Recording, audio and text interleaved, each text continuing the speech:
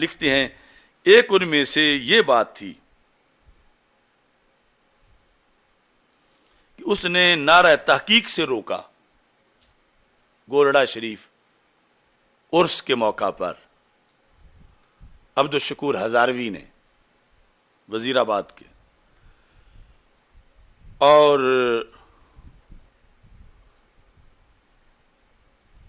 کہا کہ اگر حق 4 یار کہیں تو باقی یاروں کی نفی ہو جاتی ہے، وہ بھی حق ہیں۔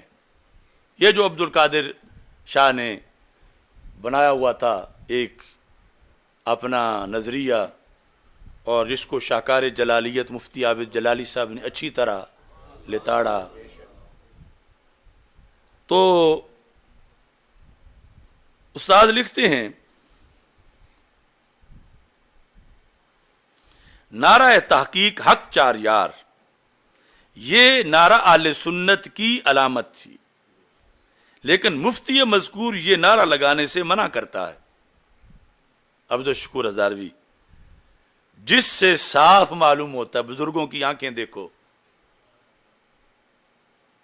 بندیالوی صاحب نے لکھا، صاف معلوم ہوتا ہے کہ یہ باطن کا رفضی ہے،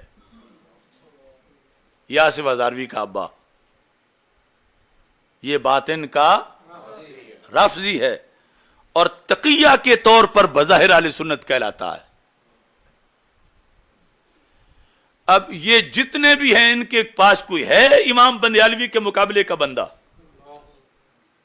اہل سنت کی درسگاہوں کے مدرسین اور پوری دنیا میں، یعنی ان کے پڑپوتے لکڑ پوتے سے بھی اگلے جو شاگرد ہیں وہ آج مدارس میں پڑھا رہے ہیں۔ یہ سارے بڑے بڑے اساتذہ ان کے شاگرد ہیں، جتنے بھی قابل ترین، یہ چند شخصیات تھیں جن کے شاگرد حافظ الحدیث رحمۃ اللہ علیہ کے شاگرد حضرت غزالی زمان رحمۃ اللہ علیہ کے شاگرد حضرت نور اللہ نعیمی بصیر پوری رحمۃ اللہ علیہ کے شاگرد بندیالوی صاحب رحمۃ اللہ علیہ کے تلامذہ، یعنی آپ کا نام تو تدریس کے اندر ایک سرٹیفکیٹ اور سند کی حیثیت رکھتا ہے۔ اب یہ لال بجھکڑ آپ کی فکر کے مقابلے میں آ کر، یعنی ان کے پاس کوئی پڑھی لکھی شخصیت ہے ہی نہیں، ہمیں کہتے ہیں تم چھوٹے ہو، تم چھوٹے ہو، ٹھیک ہم چھوٹے ہیں لیکن ہمارے بڑے تو تم سے کہیں بڑے ہیں۔ اب علامہ بندیالوی رحمۃ اللہ علیہ حق 4 یار کی حمایت میں آپ نے یہ لکھا کہ یہ بندہ جو روکتا ہے نا، اصل بیماری یہ نہیں کہ یہ صحابہ باقی جو ان کی کا حفاظت کرنا چاہتا ہے، اس کے اندر رفض ہے۔ فرماتے ہیں کہ مفتی مذکور کی منع نعرہ پر دلیل یہ ہے کہ اس نعرے سے یہ لازم ہے کہ 4 یار کے سوا کوئی صحابی حق پر نہیں، یعنی یہ وہ تبلیغ کرتے ہیں۔ اصل تو روافظ کے اعلی کار ہیں اور حق 4 یار روکنا چاہتے ہیں۔ آگے ملمہ کاری کیا کرتے ہیں کہ نہیں چونکہ 4 کہیں تو باقی جو ہیں ان کے حق ہونے کی نفی ہوتی ہے، کہ یہ کہتے ہیں کہ اس نعرہ سے یہ لازم ہے کہ 4 یار کے سوا کوئی حق پر نہیں۔ تو کہتے ہیں اس جاہل مفتی کو یہ معلوم نہیں کہ یہ تب لازم آتا ہے جب اس نعرہ میں حسر کا کلمہ ہوتا، یا بھی سارے یاد رکھ لیں، جب اس نعرہ میں حسر کا کلمہ ہوتا، مثلا یوں ہوتا، نہیں حق مگر 4 یار، نہیں حق مگر 4 یار، اگر یوں نعرہ ہوتا تو پھر تو یہ تقریریں کرتا عبد القادر شاہ یا اس کے چیل، یا یہ ہوتا کہ حق پر صرف 4 یار ہیں، حق پر صرف 4 یار ہیں، حالانکہ اس نعرے میں حسر کا ایسا کوئی کلمہ نہیں۔ علم اصول میں ہے کہ محض کسی کے ذکر سے دوسرے کی نفی نہیں ہوتی، محض کسی کے ذکر سے دوسرے کی نفی، اس نعرہ کا تو صرف یہ معنی ہے کہ 4 یار حق پر ہیں، 4 یار دوسرے اصحاب کے حق پر ہونے کی نفی نہیں ہے، صرف 4 کا اس بات ہے، باقی کی حق پر ہونے کی نفی نہیں ہے۔ اگر اس جاہل مفتی کی منطق تسلیم کر لی جائے تو مفتی جب یہ کلمہ پڑھتا ہے محمد الرسول اللہ صلی اللہ علیہ وسلم، تو لازم آئے گا کہ حضرت محمد صلی اللہ علیہ وسلم کے سوا کوئی بھی اللہ کا رسول نہیں، حالانکہ 1,24,000 کم و بیش رسول ہیں۔ اگر اس کا مانا جائے جو کہتے ہیں کہ 4 سے باقی کی نفی ہو جاتی ہے، تو پھر سرکار سے باقی نبیوں کی نفی ہو جائے گی؟ نہیں ہوتی۔ سرکار کا محمد الرسول اللہ صلی اللہ علیہ وسلم کہنے میں محبوب علیہ السلام کا اس بات ہے اور باقی کی نفی نہیں ہے۔ تو اب مفتی اپنی اس منطق کے لحاظ سے دائرہ اسلام سے خارج ہو گیا، یعنی جو وہ 4 یار کہنے سے کہتا ہے کہ باقی کی حق پر ہونے کی نفی ہو جائے گی، تو محمد الرسول اللہ صلی اللہ علیہ وسلم کہنے سے باقی کی رسالت کا انکار ہو جائے گا، اور باقی کی رسالت کا جو انکار کرے وہ کافر ہو جاتا ہے۔ ان سب خرابیوں کا سبب جہالت ہے، یہی آج بھی ہے، یہی کل بھی سبب تھا، جہالت۔ لہذا نعرہ تحقیق حق 4 یار سے کوئی منافق رافضی ہی منع کرے گا۔ حق 4 یار، نعرہ حیدری، نعرہ حیدری۔ اب آگے استاد ہمارے چشتی بھی تھے، گولڑوی تھے، کچھ ان جہتوں پر آ کے لوگ جھگڑا کرتے ہیں کہ تم نقشبندی ہو، رضوی ہو، یہ ہو، تم بغض کر رہے، حسد کر رہے ہو۔ یہ استاد صاحب کا اگلا جملہ سنو، بلکہ اس نعرہ کا مرتبہ، کس کا؟ حق 4 یار کا۔ اس نعرہ کا مرتبہ نعرہ حیدری اور نعرہ غوثیہ سے بھی مقدم تر اور بلند تر ہے، مقدم تر اور بلند تر ہے۔ تو یہ ضمناً آ گیا۔ تو اب جو داتا صاحب نے 4 آئمہ لکھے، تو 4 کا اس بات مقصود ہے، باقی کی نفی مقصود نہیں۔ تو اس بنیاد پر یہ تو شروع سے ہوتا آیا ہے کہ 4 کی ایک خصوصیت ہے جو دوسروں کی نہیں ہے، تو اسی خصوصیت کا عنوان حق 4 یار ہے۔ اور یہ کہنا کہ یہ فلاں سن سے پہلے تھا ہی نہیں، اور تو داتا صاحب کے سن کے تھے، یہ تو کب سے، یعنی اس اختصاص کے ساتھ ان 4 کا تذکرہ ہوتا آ رہا ہے۔ اب یہاں پر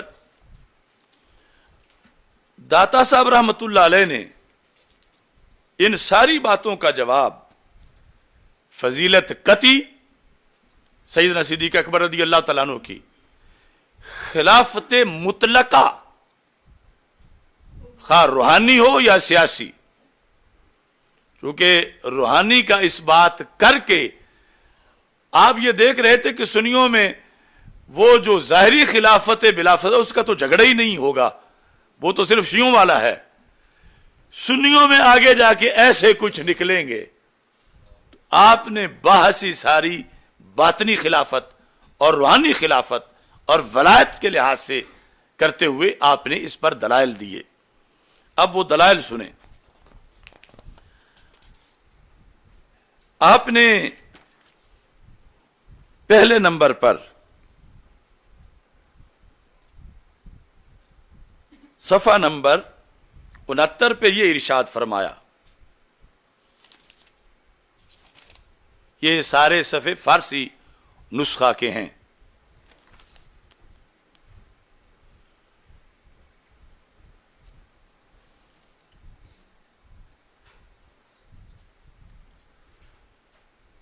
ایک ایک جملہ تفضیلیت اور رافضیت کے تابوت پر کیل ہے۔ کہتے ہیں صدیق اکبر رضی اللہ تعالی عنہ مقدم جمیع خلائق است، مقدم جمیع خلائق است، از پس انبیاء صلوات اللہ علیہم اجمعین۔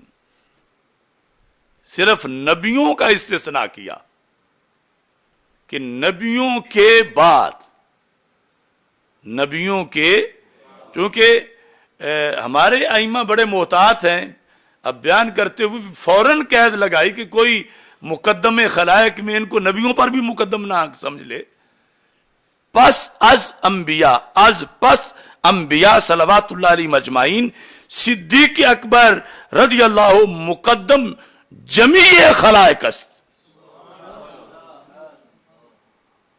کچھ لوگ آج افضل الخلق افضل البشر بعد الانبیاء پہ جھگڑا کرتے ہیں، اور پھر کچھ افضل الخلق بعد الانبیاء پہ جھگڑا کرتے ہیں. داتا صاحب افضل البشر بھی مانتے ہیں بعد الانبیاء، اور افضل الخلق بھی مانتے ہیں، اور افضل الخلائق بھی مانتے ہیں کہ صدیق اکبر رضی اللہ تعالیٰ عنہ مقدم جمیع خلائق است از پس انبیاء صلوات اللہ علیہم اجمعین. اب اس میں مطلب تو سارا گھر پورا کر دیا تھا، لیکن تاکید کے لیے اگلا جملہ بولتے ہیں، روانہ باشد کہ کسے قدم اندر پیش وین حد، آپ سے آگے کوئی قدم رکھے کسی کے لیے جائز نہیں ہے. غیر انبیاء میں سے روا نہ باشد، جائز نہیں ہے کہ کسے قدم اندر پیش وین حد، آپ سے آگے کوئی قدم رکھے. یہ روتے پھر رہے ہیں صرف سیاست کو، اور داتا صاحب کہاں پہنچے ہوئے ہیں. کسی کے لیے جائز نہیں اس امت میں کہ وہ حضرت صدیق اکبر رضی اللہ تعالی عنہ سے اپنا قدم آگے رکھے.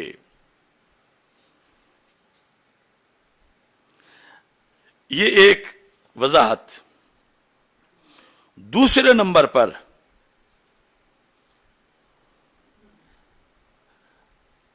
آپ نے ایک مطلقاً اس باب کے اندر نہیں، جو حضرت صدیق اکبر رضی اللہ تعالیٰ عنہ باب ہے، اس کے علاوہ بحث کرتے ہوئے ولایت کی اقسام اور کیٹیگریز کا ذکر کرتے ہوئے آپ نے یہ بتایا.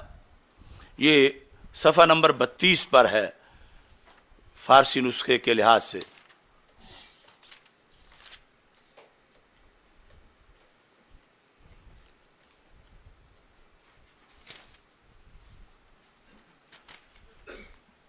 کہتے ہیں ازانچہ سفارا اصل و فرع است،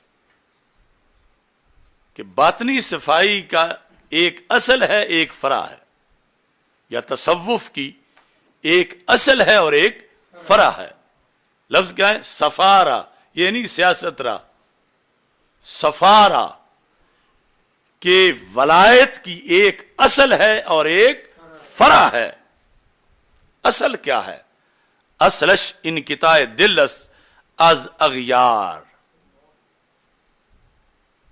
اب یہ کوئی دنیا داری ہے، ایڈمنسٹریشن نہیں ہے. اصل کیا ہے ولایت کی؟ اغیار سے، من دون اللہ سے دل کا منقطع ہو جانا. دل کا ان سے کوئی تعلق ہی نہیں، اتنا اللہ سے لگاؤ ہے. یہ ہے اصل ولایت کی. وفرش خلوت دل از دنیا غدار.